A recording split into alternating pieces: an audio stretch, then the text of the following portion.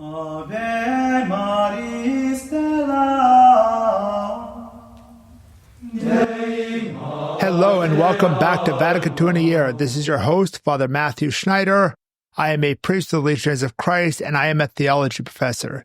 This is a podcast on the StarQuest Production Network at sqpn.com.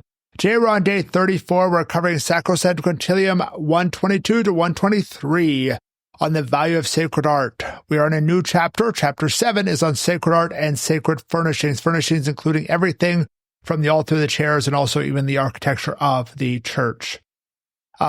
Yesterday, we talked about aspects of sacred music, like Gregorian chant, choirs composed. Today, we're going to talk about sacred art is valuable, pointing to God, right? The church adopts various styles, and they all point us towards the divine, point us towards God. If you want to follow along, we have a reading plan and more details at sqpn.com/Vatican. I almost missed that today. Paragraph 122, art points us towards God, and the church can judge how that art points us towards God. I'm going to read it in two parts because it's a little longer and it covers different things. So let's just read the first part. Very rightly, the fine arts are considered to rank among the noblest activities of man's genius. And this applies especially to religious art and to its highest achievement, which is sacred art. These arts, by their very nature, are oriented towards the infinite beauty of God, which they adapt in some way to portray by the work of human hands. They achieve their purpose by redounding to God's praise and glory in proportion as they are directed the more exclusively to the single aim of turning men's minds devoutly toward God. So this idea of art is the cosmic, the profound. It's reaching out from the infinite. It's coming from the infinite, and it is that reality beyond words, beyond images that we're trying to make into images, right? Because God is beyond anything we can imagine. And so here we're trying to do it. And there was a movement in the church called Iconoclasm where we said, hey, we can't portray God because he's just so beyond. So we're not going to portray him. So all images need to be destroyed. That's icon image, clasm, destruction of it, right? But we can represent him. That the iconoclasts were declared heretics, the ability to write them. And there are certain things, you look at the East and they use icons, and the icons are intentionally not meant to look exactly like human beings because as icons, they are pointing to something above and beyond human beings. So they're not supposed to be photorealistic or anything like that. The kind of styling of icons is intentional in that way. Now, whether that helps you reach above and beyond is a whole other question, right? I have both more realistic and more iconic representations of Jesus and Mary around my office here. And then we need the icons of that form of praise, they aid in worship, right? You think about the icons, it leads you to worship, it leads you to praying with God. So we're going to read the second, one last thing before we go on.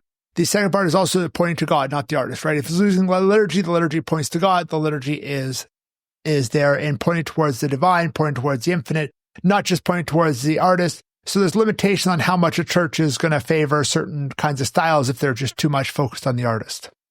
So now reading the second part of this paragraph. Holy Mother Church has therefore always been the friend of the fine arts and has ever sought their noble help. With the special aim of all things set apart for the use in divine worship should be truly worthy, becoming and beautiful signs and symbols of the supernatural world. And for this purpose she trained artists.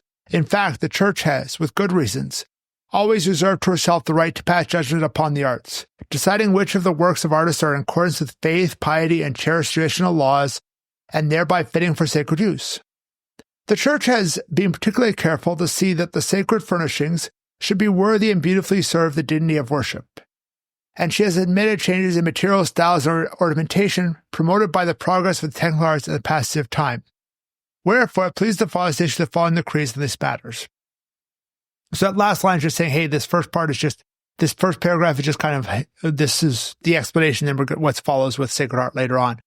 But this idea that the church has the right to judge it, right?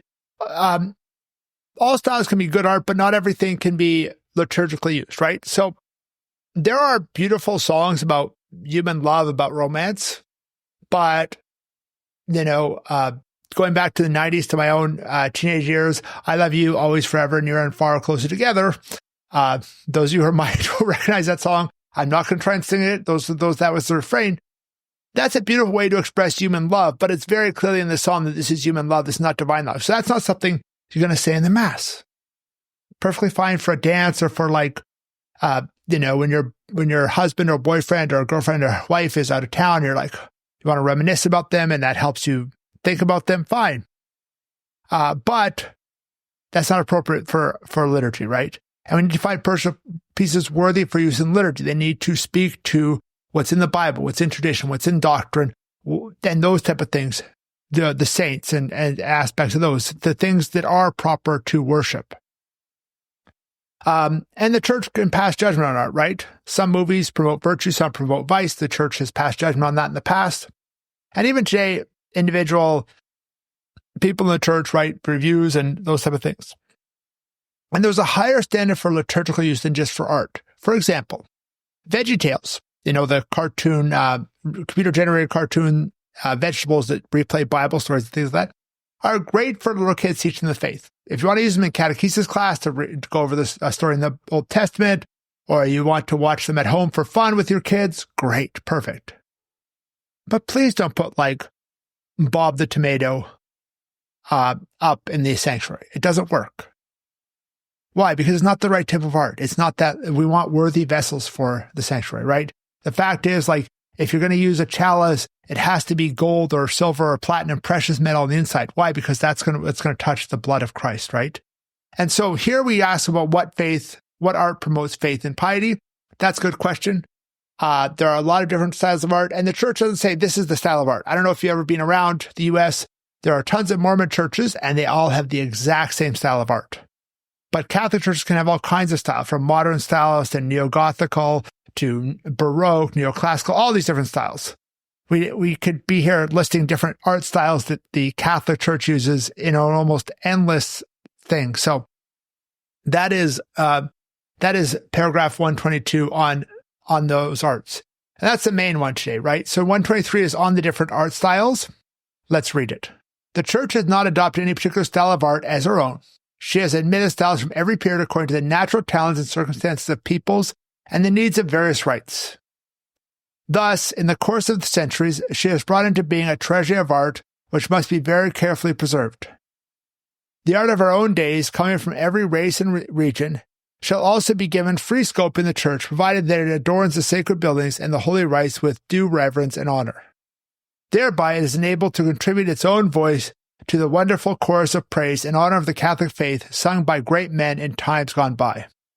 Right? So the church, that's what the church is saying. It's not just cosmopolitan. Any style can work, right? Whether you're Gothic, neoclassical, super realistic, super iconic.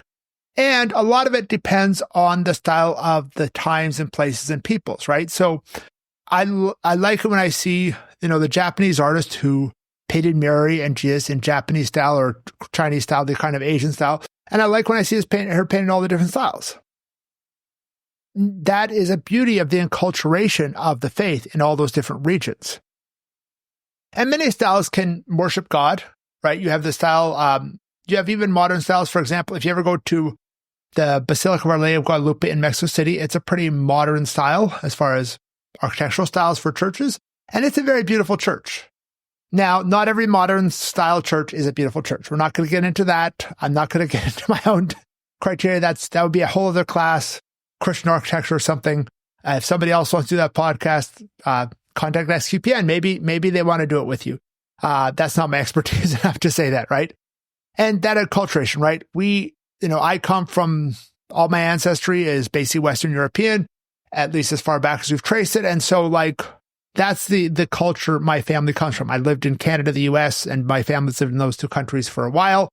But they go back to Ireland, Scotland, Germany, mainly, a little bit to other European countries as well. But anyways, hopefully that's helpful, that idea of acculturation and appreciating the style of our own culture.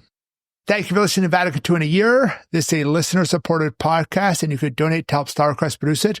Another great podcast at sqpn.com/give. You can give one time, monthly, or join the StarQuest Patreon. Tomorrow, we're going to continue with the next paragraphs in Sacrosanctum Concilium, which are paragraphs 124 to 127 on the use of sacred art. Please join us then to learn more about Vatican II, which provide a blueprint for the Catholic Church. If you want more information, like playlists and reading plan, you go to sqpn.com/Vatican, frmatthewlc.com/Vatican, or Vatican SQPN on Facebook and X. There is also an SQPN Discord with a channel for Vatican II in a Year at sqpn.com/Discord. Amen.